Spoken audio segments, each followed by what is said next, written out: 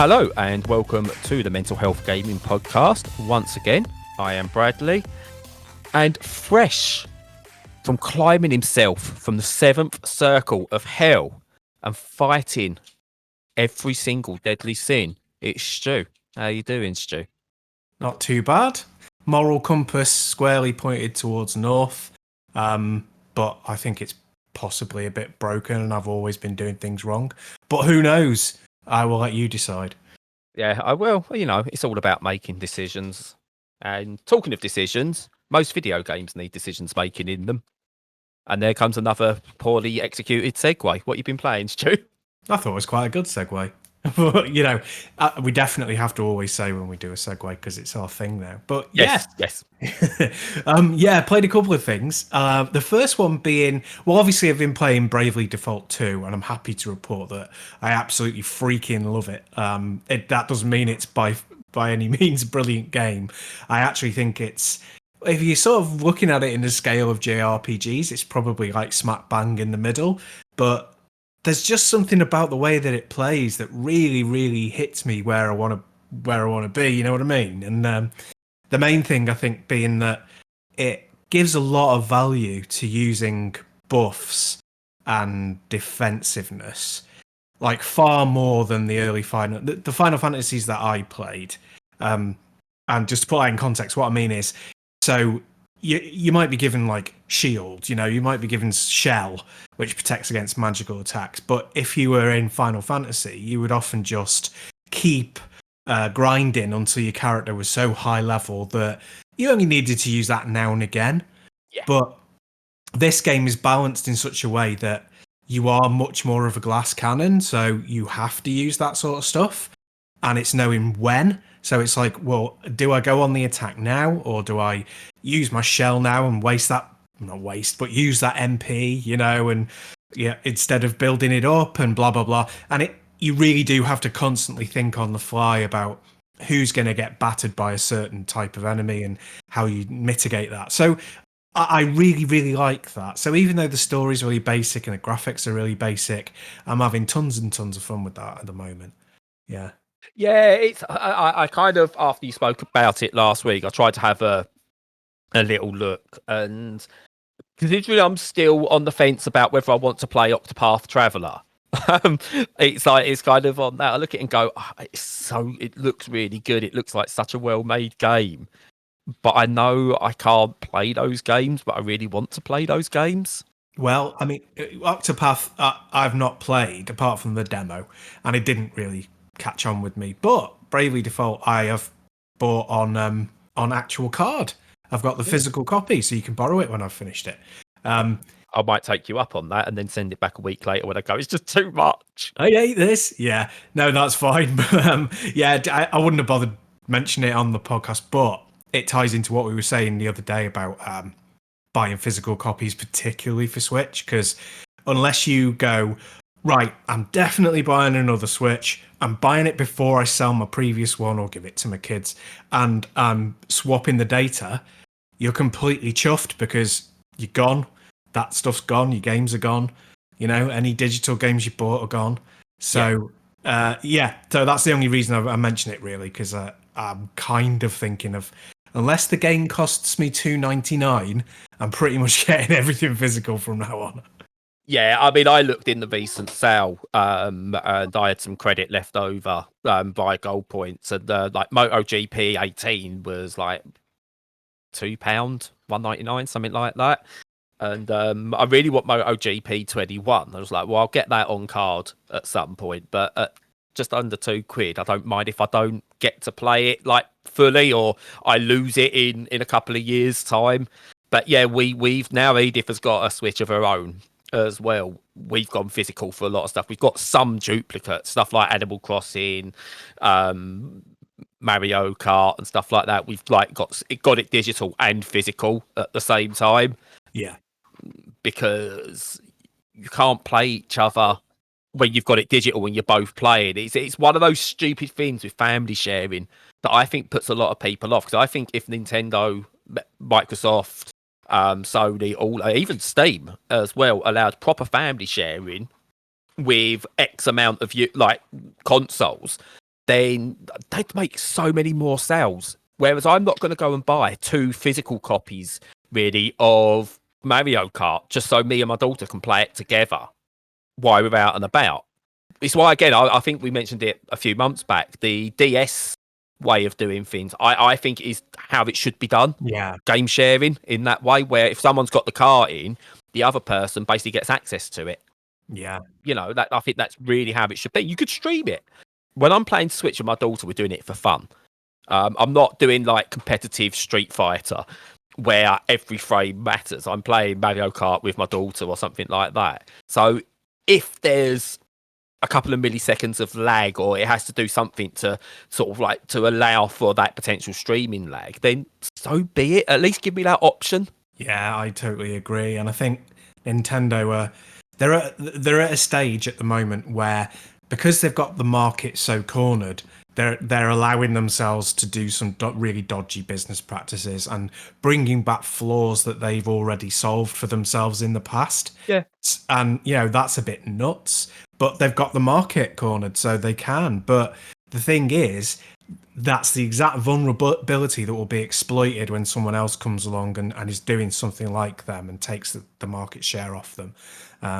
And I think, you know, it's similar to like Steam. So Steam has got it absolutely sewn up at the moment, but something will happen in the future that takes it away from them, and then they will look like dinosaurs, even though currently they look like the innovators.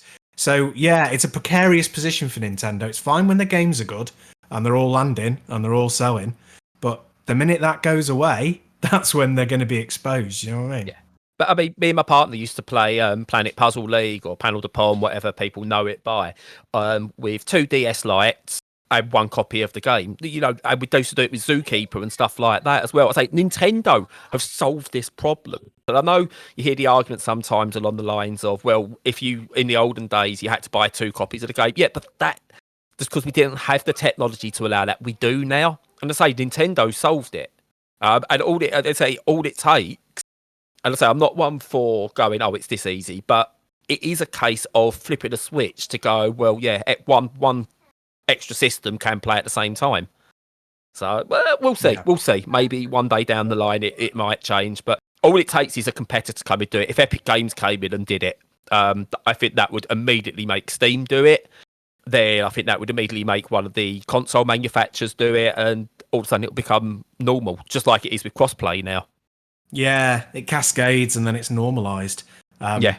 But the thing is, yeah, that's absolutely right. But if you don't do it, if you're not the pioneer, then you don't get all the kudos and the good press for doing it. And it seems like an easy win to me for Nintendo that they should just allow that. I think they'd get a big one out of that. I don't know. It's frustrating, but hopefully it'll change one day.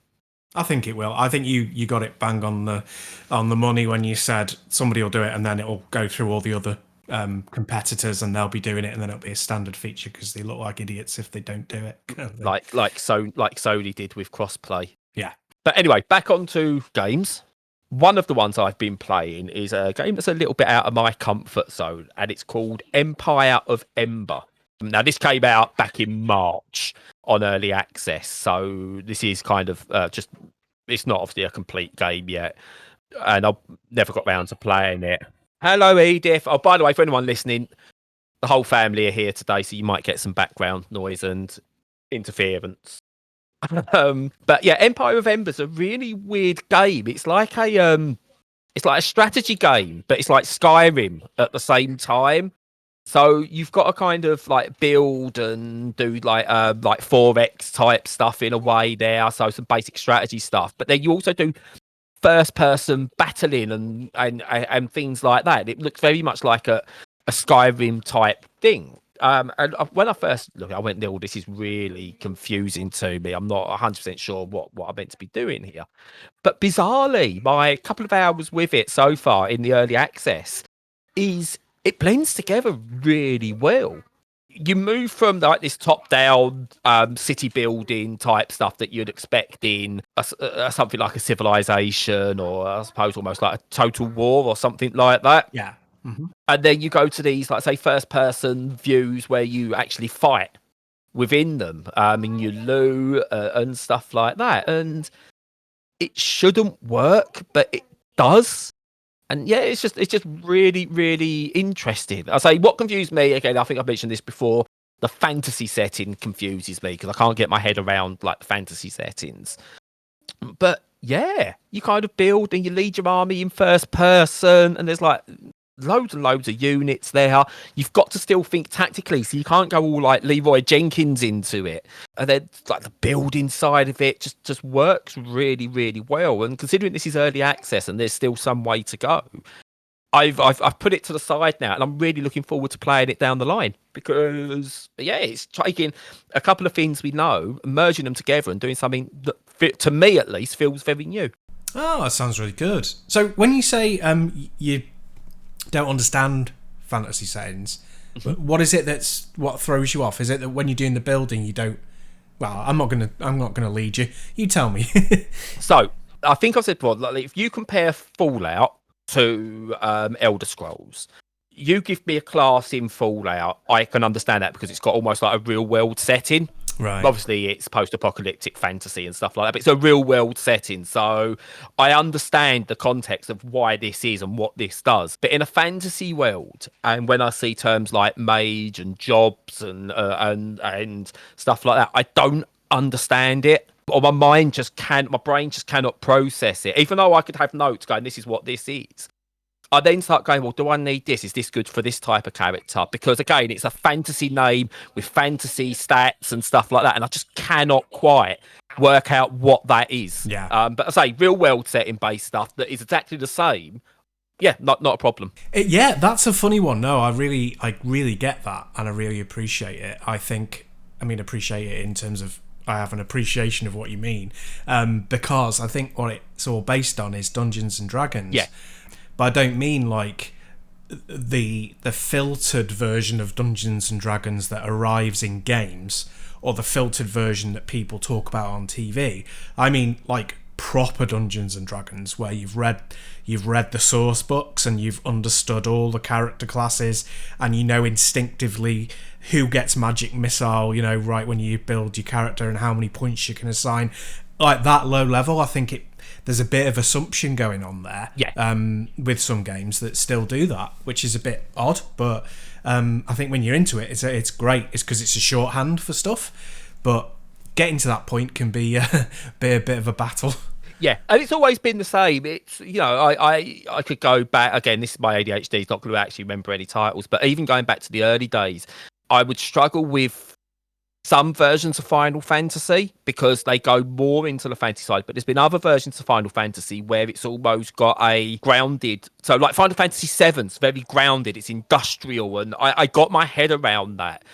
But I want to say Final Fantasy IX, possibly. It was a lot more fantasy based and I just couldn't get my head around it. Which was really, really, yeah, it's, essentially the same sort of game, but just could not get my head around it because of the setting. So, yeah, really, really, really strange one. I just can't work my brain around. Yeah, no, I get it. I do get it. Yeah. But that's great. That Empire of Ember is a fantastic title for a game, by the way, as well. Yes. An absolute corker. Yes, and it's Ember spelled properly as well, not like the firefighting game Ember that doesn't use an E. Fair play. Nice. Yeah, so the next one I've been playing, well, it's a bit of a strange one, right? Because it's Horizon Zero Dawn, but I've not played a lot of it, but there's a very specific reason for playing. And that reason is I got I bought a tool, a PC tool, called Vorpx, which is a kind of pseudo-VR experience, right? I won't go into too much detail, but basically what it is, it turns normal games, quote unquote, into a bit similar to like what you see in 3D cinema. So you stick your headset on, your VR headset, and it has that projected cinema view, as some games do. So it sits, in the middle distance and you get a much bigger view, and when you turn your head you can see the corners, so basically exactly the same as when you're at a cinema. But what it does most games you can do that with, but what it does that most games don't is it adds layers similar to the way that 3D does, either with your home glasses or at the cinema. So it has a 3D diorama-ish kind of effect. Yeah, so that was really odd. So I bought Horizon Zero Dawn on PC because A, I loved the game, and B, it was dirt cheap on the PC, and it looks absolutely phenomenal. But also because I thought it was a good one to check out this Vorpx with. And it's okay. It's because it's kind of a third party thing, and it's not. It's like the updates to the game specifics, the APIs for the games, is all community based. It's not perfect by any stretch of the imagination, but when everything sort of aligns and it all comes together well, it's really impressive to have not for free, because you pay for the initial cost of the service, but once you've paid for it, that's it. It's a one-off, and then you can play pretty much any AAA release you want in a pseudo 3D through your headset at a really high frame rate and a really high resolution, adding a dimension to it that it doesn't have. So it's got a lot of pluses and minuses, but it's interesting. Yeah, does it actually enhance the experience? I mean, I've played Horizon Zero Dawn, and absolutely, it's one of the only open world games in the past few years that I've absolutely rinsed. And I'm thinking, mind you, knowing what the technology is of Horizon Zero Dawn and how they get that running smoothly with like the field of vision and stuff like that, and the AI that draws it in at the right time. That kind of, I'll try to work out how that will work in a pseudo 3D environment, how it actually does that. Does it, how much it actually enhances the experience? Well, I was impressed because I immediately played it afterwards on my monitor in the normal sort of a way. But it does a couple of things that, that kind of enhance things. And then it's kind of going to be on the individual whether you like them. So it does the kind of IMAX thing of being curved. Again, that's typical for any software in VR that does the cinema mode. Yeah. It doesn't just do it as a rectangle in front of you. It does it as a curved screen that's the center sort of 70% is right in your field of vision, but there's at least 15 either side that you don't see until you move your head. And because it's curved, it stops that flat feeling of being, too far away and all that caper. And then there's the sort of the layers. So it's like watching 3D in the cinema, and it's very distinct from 3D at home, where like I had a 3D TV for a bit with the glasses, and they gave me terrible headaches, like really, really bad headaches because of that flickering way that it did it. Yeah. But then, the 3D in the cinema is it uses a silver screen process, so it's not flickering and it doesn't hurt your head or anything like that. And the 3D effect isn't as good as being in VR, but it's still pretty good. So there's a little bit of a dissonance, because when you're looking at that cinema screen and it's got that depth, that's really good. So you're playing the game and you're moving Aloy around, and that's excellent. But when you move your head and then you realise that you're just looking at a screen rather than it being you're looking around the world, yeah, then you're like, but I'm in VR and my brain is expecting me to be able to see the whole world. So it's far from perfect, but there's definitely a use case there, you know what I mean? Yeah. Although you're describing that, and I think if I had that, I think I'd be finishing that game in the fetal position, because it sounds like a head mess that I don't think I could cope with. Well, it depends how in the past, when your vision was different, how did you get on with 3D glasses, normal 3D glasses? I was fine with them, in all fairness. Yeah, I never got the headaches. I mean, home 3D is crap compared to cinema 3D, but yeah, never had any issues with it. Yeah. Did you enjoy it? Did you like the dimensions that it gave at the cinema? So, right, with some things, yes. When the film used 3D to add depth to the screen, yes. When it used 3D to have things coming out of the screen, no. Yeah, no, I kind of agree with you there.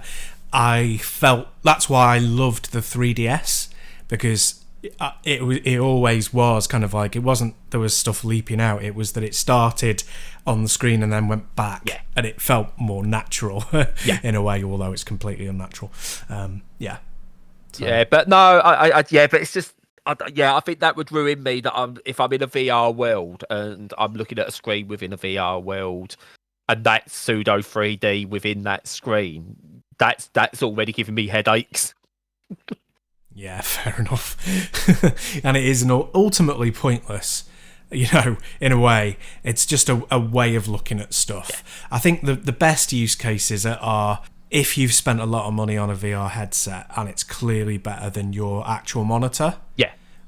So your monitor refresh rate isn't amazing and it's only a smaller screen and blah, blah, blah. That, and also you can use it for normal games slightly enhanced when you haven't got access to a monitor, which is good for some people. But yeah, those are small use cases, really. I'm glad stuff like that exists, though. Like that's always the thing I will say. Stuff like that, I'm glad it exists, because it might not sound like something I would be into now, but it will lead to stuff that will benefit not only video games, but media in general, and possibly even, the wider world. Again, you're looking at, could doctors use that eventually for doing minute surgeries and stuff like that in a completely clean room, because they're using technology to go in and things like that. So I see the full benefits of it, but from a gaming point of view, I don't think I'll be rushing out to try that one personally, but I'm glad it exists. Yeah, me too. And the hope would be that the technology improves, the coding technology improves so much that if you've got a powerful enough PC that you could turn every game into a VR game, stop it being an expensive paperweight a little bit. Yeah. So, but obviously, you don't want to forget about your VR unit. And talking about not forgetting, segue. Yeah. Good. I've been playing an indie game called Don't Forget Me. Totally took me by surprise, this one. I don't even remember asking for a code for this one, but it came through.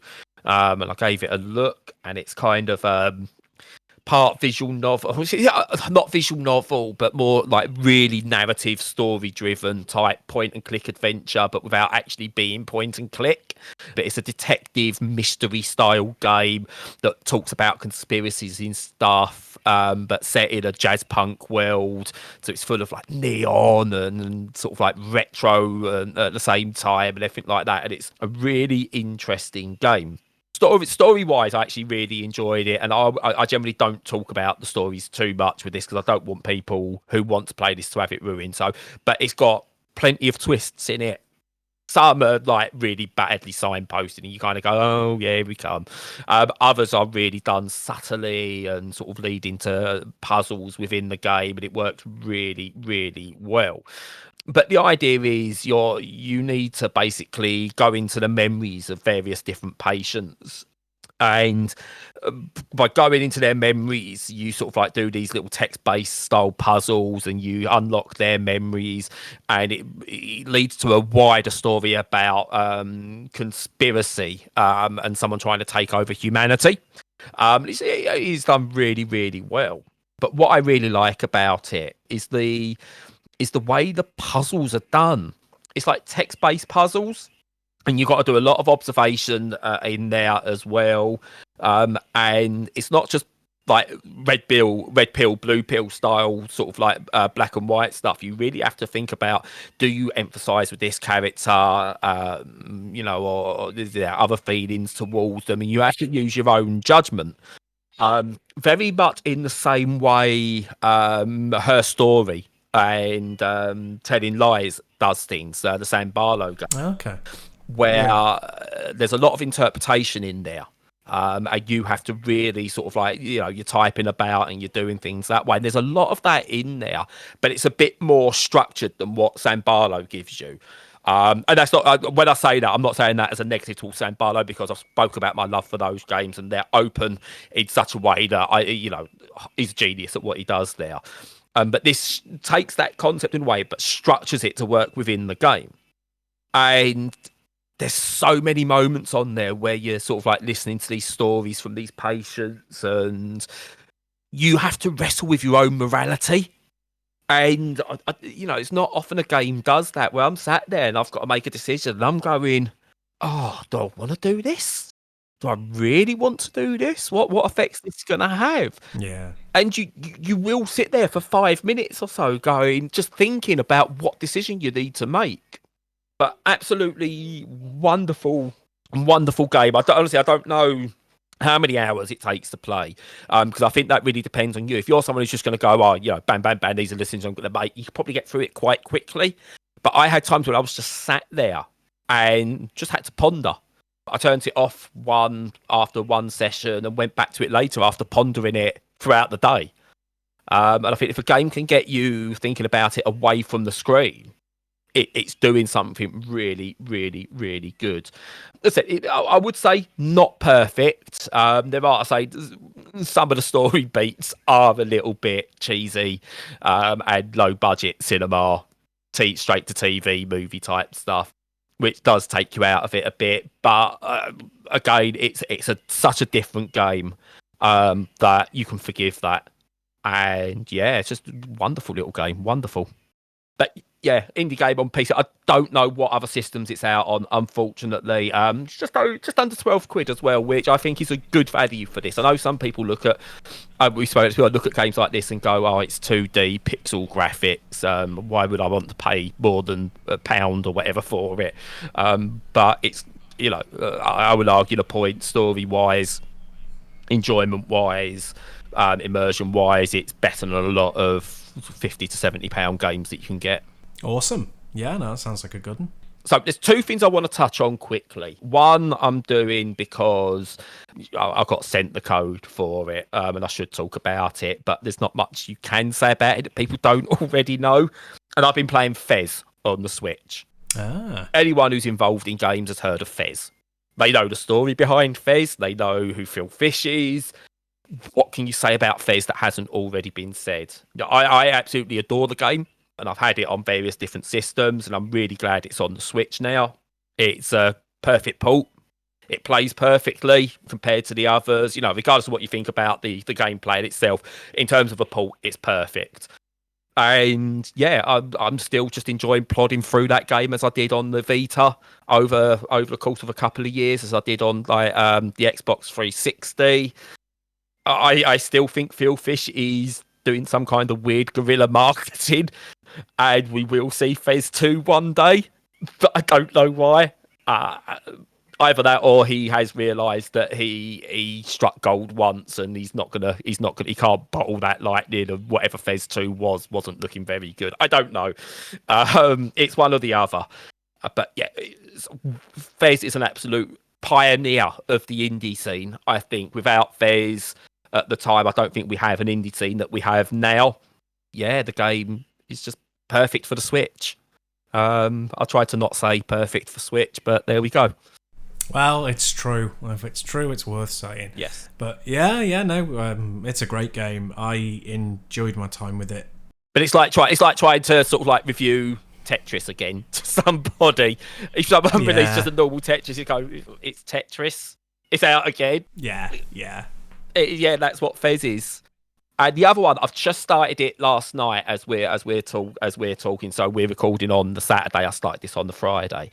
Subnautica on the Switch. I got sent codes for Subnautica and the Subnautica Below Zero. Yeah. And I can't do survival games usually. The reason I'm talking about this one now briefly, and I'll talk about it more properly either in the week or as an article, is kudos to Unknown Worlds who develop it. It is a survival game, and they've got survival mode, and they've got, I think it's called casual mode, and then there's got creative mode, and it's a hardcore mode, and stuff like that. And I've played other games where they take out certain mechanics, but you can't experience the game to its fullest. But what they seem to have done is, if you play like the general survival mode, normal mode, you have to manage your thirst and hunger meters as well as health meters and stuff like that within the game. And that's fine. And again, kudos to them. It's not a hunger meter that runs out every 5 minutes that you need to manage. You can get a good 45 minutes to an hour of gameplay before you really need to worry about getting more food in you. Again, I don't like them because you can survive more than an hour without food, unless you're my son, who claims he will die if he doesn't have food every 30 minutes or so. But that maybe. That's who these survival games are aimed at.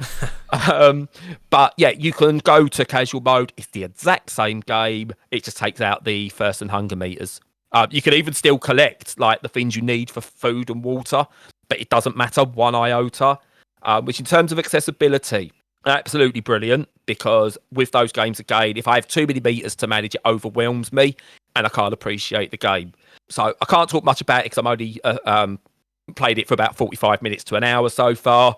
But I can take out the meters and it's gone from something that I feared was going to be super stressful to something that's actually really relaxing and chill. So well done to Unknown Worlds. Ah, very good. Yeah, sounds good. I mean, it's got a great rep, so definitely good that it's chiming with you. Yes. The last one I've been playing is, well, I just started it this morning actually, and because you gave me a code for it, it's GetsuFumaDen, Undying Moon. Yeah, I only gave it to you because I wouldn't be able to pronounce that. That's right. Yeah, always shift the dodgy pronunciations onto me. It's a good idea, and then you don't look like an idiot. So, well, any more of an idiot anyway. Well, yeah. we just try and minimise the idiocy to a greater or lesser extent, don't we? So yeah, it's kind of a side-scrolling Metroidvania. It's set in feudal Japan, but with loads of demonic activity. So a bit like Onimusha, really, if you remember that one. Yes. And yes, I've hardly played it, but it seems good so far. So you go around, you slice stuff up, and you don't. It has got extremely light roguelike / roguelite elements, which I know I said I wouldn't play again in 2021, but this is a professional speaking here. I'm doing it for the site, but no, they're only really, really light elements. That it's mostly a Metroidvania. Yeah. So, you go around, you get weapons, you equip the ones appropriate for the situation. You're jumping around and uncovering bits of the map and removing the fog of war, and you go into shops to buy improved stuff, and you're slashing stuff up. The best thing about it that I saw over the course of like the 30 minutes I've played is the artwork, which is fantastic. It's really sort of watercolory, bit cel shaded. If you imagine I'm not going to remember what it's called now. The Metroidvania Kickstarter that was done by the Castlevania guy. Bloodstained. That's it, Bloodstained. I was going to say Circle of the Moon, but I couldn't remember what the main title was. That was, Bloodstained Ritual of the Night was the main one. Circle of the Moon was the little demo spin-off thing, weren't it? Yeah. That's it, yeah. But even more attractive, it's published by Konami. What, the pachinko machine makers? Yeah, they've stepped into guys. video games. Yeah. Ooh, you could... Fair play to them, stepping out their comfort zone. Yeah, doing a Nintendo, going from Hanafuda card manufacturer to... Yeah, but anyway, so they've got plenty of money behind them, and they obviously went, Bloodstained did well, so we'll, fund this as well. And yeah, so far, seems good. I'll talk about it more in future when I've put some more hours into it. But if you're into that kind of thing, I don't think you'll be disappointed, even though it's just early access at the moment. What was the other recent one Konami tried to reboot? I want to say Blast Corps. It wasn't Blast Corps. It was one of their properties, and it was just god-awful. Don't know. Contra? Might have been Contra. Yeah, it might have been Contra, but because Contra's all about just shooting guns constantly, isn't it? Yeah. And they done it. Yeah, a like kind of isometric style game with Contra where you had cooldowns on your weapons, and it was just awful. Right. So, but no, I'm glad this seems to be more proper homage to what they know, rather than cheap cash in by the looks of it. Yeah, and it feels modern. I'm not sure whether it's going to have... too early to know, but it needs to find something that's a niche that it excels in, because at the moment it's doing everything really well, competently, but it doesn't stand out. Well, they've called it a Roguevania, apparently, according to the dev notes. That sounds about right. Which is a bit like that Eastern Exorcist, that if you remember me playing that about 8 months ago or so. But I think Eastern Exorcist immediately impressed me a bit more. Because it had some really funky ways of sort of utilising your powers and keeping your power levels in check and stuff like that. But we'll see. It's good enough so far. Excellent. So, do you reckon you'll complete it? Most likely, yes. Good. It's segue time. Talking of completion, We raised this question on our Discord. I suppose before we go any further, something else we're going to try doing is when we talk about more game-based or anything that's in our main discussion, we're actually going to put a subject up on our Discord channel, which you can find the link on the web on our main website, mentalhealthgaming.com. Click the Discord icon, join us there, where you can actually have your input ahead of the next podcast. So always check there if you want to see what's in. Lovely community anyway, but we're going to start getting discussion going on particular subjects there. And one of them was raised in our general gaming chat about game completion. And I said, from my point of view, I can't consider achievements, 100% achievements or platinum trophies as game completion. That's something completely different to me. Completing a game, it depends on the game, is seeing the end credits. If it's a story-based game, if I see the end credits, it's completed. Stuff like Tetris, you'd never complete those, whatever. If I'm playing a FIFA or Pro Evo, once I've completed a season, that's the game completed. Racing games, once I've hit a certain level, that's the game completed. Or, different various things. But I know other people get very moody at games reviewers and stuff like that if they don't complete a game. And that's always bugged me, because you're expecting games reviewers to not only complete these games, some of which could be, 200-hour slogs, especially when you've got some parts of the community considering a 40-hour game is too short. Expecting them to complete a 200-hour game, but also play more than just one game because they want to hear what this particular reviewer said about this particular game. But they expect them to complete everything fully before they can have an opinion on it. Always rubs me up the wrong way. So before I go, I said, for me, completion is seeing the end credits or getting to a certain point within the game. What is it for you, Stu? My criteria is pretty much identical to yours. So if I've seen the end credits in a story-based game, I'm done. If I've played a season of the footy or I've done like a season of racing or whatever, that's done. There's a lot of games that just pad themselves out by going, are you doing the same stuff again but at a harder level? Don't, none of that. So yeah, no, basically, as long as I've done story, that's it. And I agree with you on the journalism front. It's kind of like, yeah, you're going to see more and you're going to, be able to talk about the story a bit more if you go right to the end. But how much is it actually adding to what you're saying? Yeah. And it might be that you just need to reconsider what games journalism is about, and it should be something that's done after the fact. A little bit down the line, a week or two or a month or whatever. Yeah. Rather than having to hit release date, Yeah, which is what we do. I made sure we don't do scores. I think I even took the whole idea of a review out of our articles. Talk about the games. That's all you really want. I'd always liken it to, I don't think anyone listens to Kermode and Mayo when they're talking about films and going, yeah, okay, Kermode, I'm glad you got your opinion, but what score have you given it? And no one does that. He just talks about it, and he'll talk about it negatively, positively, he'll critique it, which is fine. Not everything needs a score and a definitive rundown of everything in the game. And I like just talking about what they are, because I think that's much better. But yeah, we had some good input. And again, if I butcher any of these names, I do apologise. But we had one from someone called Boffy, I think, B0FHY. I'm going to say Boffy. Boffy the Werewolf Hunter. No, I don't know. It's like, anyway, cheap Poundland version of Buffy toys. I would buy those, yeah.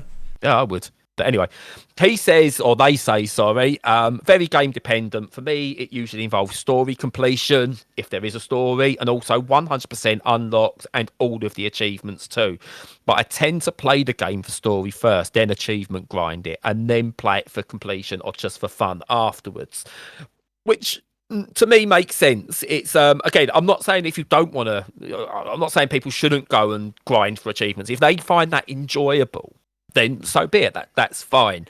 But you kind of get this discourse on social media, especially, where if you turn around and say, "Oh, I've just beat this game," they go, "Oh, you haven't got all the achievements, or you haven't got the platinum trophy. You barely, it doesn't count." And I've even seen some game developers talk about that the amount of it's 1% of the user base have got the platinum trophies and haven't seen all the game.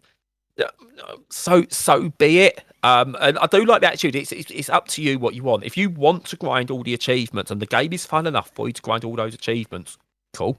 That's your own personal choice for sure. Yes, no, I agree. I kind of went off the rails with achievements for me when pretty much every single game, even if it has the most minimal of multiplayer components, had achievements for the multiplayer, for playing a completely different game, basically. Yeah.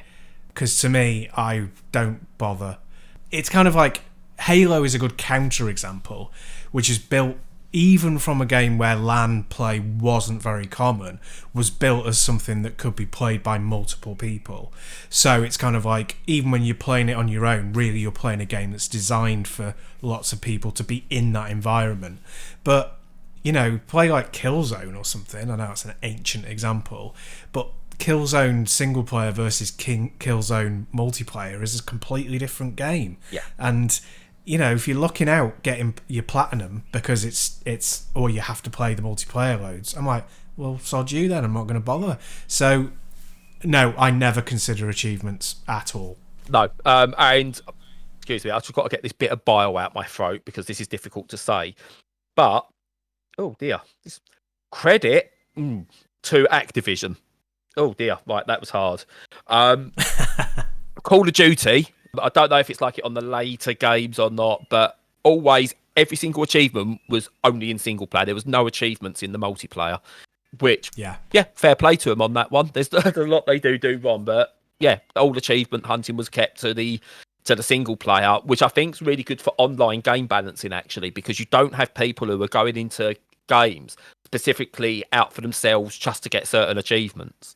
Because you get a lot of people trying to do certain things within games just for the sake of it anyway, which can ruin it for everyone else. So, again, taking the achievement hunting out of it in the multiplayer is a very, very good move. And I think not pro-consumer, but pro-gamer, definitely from them on that side of things. Yeah, I agree. And no criticism of people who want to get platinum. I think it's great. And I always sort of do a little, a bit of applause for them when they've done it. But just not for me. I mean, if we was to go down this route of getting every achievement and everything he's 100% in, I think the only games I've ever completed like that is the Telltale games, because they give you the platinum or the 1,000 achievement points just for seeing the end of the story. So technically they're the only ones I've ever completed properly. Yeah. So, but we had Brent who said he uses the terms beat and complete differently. He says he's beat the game if he's completed the story once, regardless if it is the true ending or not, which actually is a very good point I'll come to in a sec. And he says he's completed the game if he's done everything in it. So, for instance, he's then beat it on the hardest difficulty, done it under a part-time, or found all the collectibles and seen every ending, which again I think is a really good way of looking at it. Is using the terms differently, I think, is really good, because I've beat many games. To me, you've beat Tetris the first time you finish, because or if you go back the first time you see the rocket taking off, you've beat Tetris. The interesting bit he put there, regardless of whether we see the true ending or not, I'm a big believer of when I play a story-based game, the ending I get at the end of that first run through, that's the game for me. That's the game I was meant to see. Yeah. Because I know for a fact what I consider having completed Persona 4 Golden is apparently not even the full game. I get to a point where I make a decision based on my emotions and it ends the game. But if you make another decision at this point, the game continues on. And I've not seen what it is past that, because I got to a point where I made a decision and it ended the game, because I had an emotional connection to that. And I don't want to go through that game again, making decisions I'm not happy with. So as far as I'm concerned, I've beat that game. I'm never going to get all the achievements for it, because I've got no desire to go and rethink what I've done. So again, it's a really good point. I think the terminology we use around completion and the attitude towards it, I think, is a very interesting one. It is. It's very important because it feeds back to what the developers start doing. So I was kind of put off very much by Nier Automata, where everybody said, well, not everybody said, but it was designed so that you needed to actually complete the entire game several times to get the full depth of the story. Now, that in itself is a good artistic decision. I've got no problem with that. You know, they're bringing an artistry in that isn't often applied to games, and I think that's really, really intelligent. But I think if you put that in, you have a responsibility to your audience to have on the disc or on the download a video of all of the endings and why it's important. Because I didn't like the gameplay enough to bother completing it more than once. So I did complete it, but I didn't want to go any further than that. But I completely missed out on the point of it because they didn't include that. So I think, it's fine to make these sort of decisions, but I think you do have to not insult your audience. I think you have to cater for your audience. And I think that feeds into stuff like people going, well, why should there not be an easy mode in, say, Dark Souls? Which I actually agree with. Why should there not be an option to unlock all the weapons? And then, you lose your achievements or whatever, or you can only play it on a, ninja dog mode. But why not have all that stuff in there? If people want to do that, they've paid the money. They should be able to, in my opinion. Yeah, so it's actually a good point. Like a couple of games we just spoke about. We've got sort of Wev said that he's in it mostly for the story, not the collectibles. And said like if a game has multiple endings, he's already fine with the one he ends up with, providing it feels like a satisfying conclusion. And he's never really been in it for achievements or trophies. Vorgot has said that it depends on the game. If he's very emotionally involved, he'll want to do everything. So the opposite to me here with Persona. He said if it's a Persona game, he'll always go for the platinum. But other RPGs, just getting to the end is fine. But he picks out Ni no Kuni that grabbed him enough to go for the platinum. But for most games, just, getting to the end is fine. And Wev again mentions Nier Automata.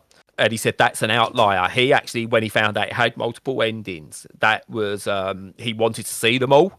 And it changed what people expect from a game. Sort of like, he said it looked like it was very influenced from the likes of Kojima and Suda51. So he was intrigued to see what else happens within the game. Now, you mentioned about, I suppose, accessibility with this. I was put off by the multiple endings because my fear was I'll get to the end of one ending and then I've got to go back to the beginning and it goes in a different direction. I fear I wouldn't be able to process that properly and I wouldn't understand the second ending because I'd have forgot what happened in the first ending. So again, accessibility, once I've got to a certain point, is there a way it can do it that allows me almost to have a movie version of it where I can just watch through what the game wanted to tell me as a reward? Yeah. Again, I don't expect it in every game, but when something's got multiple endings, that kind of accessibility could be for people who get tired playing or can't cope with doing the same things over and over. Just something. But again, it's good these different games are out there. I'm going to cover just two more points that people made here. One is from Moose Grinder, who just said completion equals any story mode I've seen to the end. I've never been able to get all the achievements for any game except Horizon Zero Dawn and something he forgot on the 360. It was a long time ago. Jesus Christ, yeah, that's retro now, so And he used to play a lot of games and say, I'll see this through to the end of the story and then mob up all the side bits, and then wouldn't, and without fail stop playing. I think that's a lot of the thing that he gets there is there's so many games to play now that if you're someone who plays a lot of games, it's very hard to do this full completion because there's always something else waiting. Whereas if you're someone who only plays Call of Duty, for example, or might only play the big RPG of the year, then you might complete that. But if you're someone who's playing a lot of games, you're never going to complete a game because there's always going, there's this game coming out, I don't want to wait too long, or I've already bought it and it's sitting there and I really want to play it. I know I'm not going to complete Subnautica. I'm not going to complete Below Zero version of it. I've got a code for Elite Dangerous Odyssey. I know I'm not going to complete that, but it doesn't bother me. I'll just have the fun from it. Exactly. It's definitely a mental health issue, mostly on the positive side, but there is the negative side as well, the fear of missing out and the fear of not getting the full value from what you've bought, and developers not respecting people's time can be a problem. So games that are too long, or games that are too repetitive, or they're padded out, or they have multiple endings that give no value to you as a consumer, are just really only an artistic enterprise. I'm not saying that's what Nier Automata was doing, by the way. It's just a theory.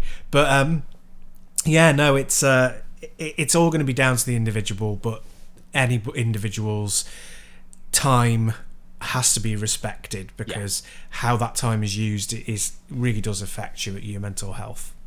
Yeah, 100%. And I'm going to put all these that have been put on here, actually. I'm going to, if you're listening to this and you go to the website, you'll find the post for this, and I'll put everyone's answers or their discussion points in there. But the last one I'm going to touch, which was I thought really interested, and he wrote an essay almost. So, but Talvalin has said that he used to just finish games. Sometimes maybe go back and play it on a harder difficulty if he enjoyed it, such as Halo, and then stop. And he went, then achievements came along and just broke things for him. He found himself trying to do every achievement in games, even the really grindy ones. And then it's get involved with things like True Achievements, the website for doing boosting sessions. And he points out as well that knowing he can be obsessive with games is one thing, but he's not entirely able to stop himself from doing things or thinking certain things about completion. And he points out Lost Planet 2, there's some really grindy achievements in Lost Planet 2, which include some online leaderboard-based ones, which are now virtually impossible because Capcom don't reset their leaderboard. So you've got to be almost elite at the game. And that can be soul-destroying. If you're someone who is into doing as much as you can, you do have a proud record of completing games, then if a developer or a publisher puts an achievement in there that becomes nigh on impossible to get, that can be soul destroying. You start questioning how good are you at games? Is it worth playing these games? And so on and so forth with stuff like that. So I do think there needs to be an attitude change, I think, with a lot of this, that, let people do with the game what they want, but also don't make it so inaccessible that it can have a negative effect on people as well. Yeah, I completely agree. And I think a really good example of the developers taking time to factor all that stuff in is A Short Hike, which is a kind of mirror opposite of all the negative stuff that can be chucked into games just to make it a product, because it values your time. It's not too long. It gives you power-ups that make things easier, but you don't have to have them. It has a sweet and emotional ending that is developed gently but fairly swiftly, without with a conservative level of writing applied. And it's really thinking about its audience as it's creating its art, which is where games definitely need to go in a lot of cases. 100%. I'd say when we talk about Nier Automata and the multiple endings there, and that feels like a game that scares me because it's so long to try and do it. But then I compared that to a game I mentioned last week in Ashwalkers, which has multiple endings, and I want to go back and do those because each runs a couple of hours. Yeah, and they feel almost standalone as well. So you can do the same thing and do it in a different way that works for different people. But at the same point, that game doesn't then force me to go, oh, you've got to do all these different endings. If I was to step away from Ashwalkers now, I'd feel complete. I feel like I've completed the game as best as I want to, but it's got enough that it wants me to go back in. I want to go back in and see the others because I've got a memory of it still, because it's not overloading me with information and mechanics and various different subtle things going on.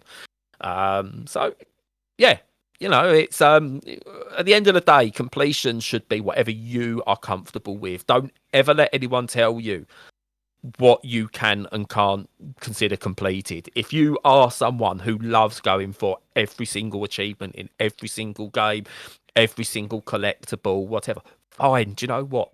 That's you. I'm not going to tell you you can't do that. But at the same time, you can't have then someone turn around and go, what do you mean you didn't see the credits? fully, or you haven't seen every ending that's not completed. You can't tell people that. It's not fair on those people. There might be so many different reasons why they can't do it. So take it as what you want it to be. You know, one thing we learn is not to judge people on their own gaming habits. Yes, absolutely.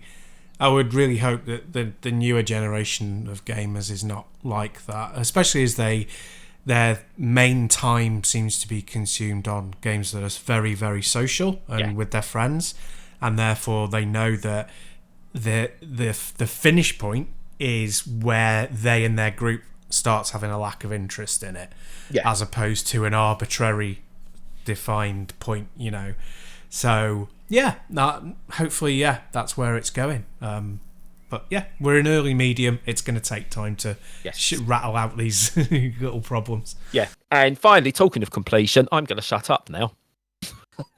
And I'm going to pass over to you. Take us out professionally. Cool. So yes, I hope everybody again has a great week.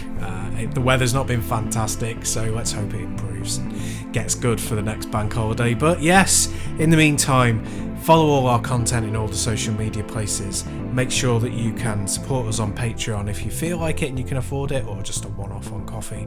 And in the meantime, until next week, stay safe, stay sane, and take care.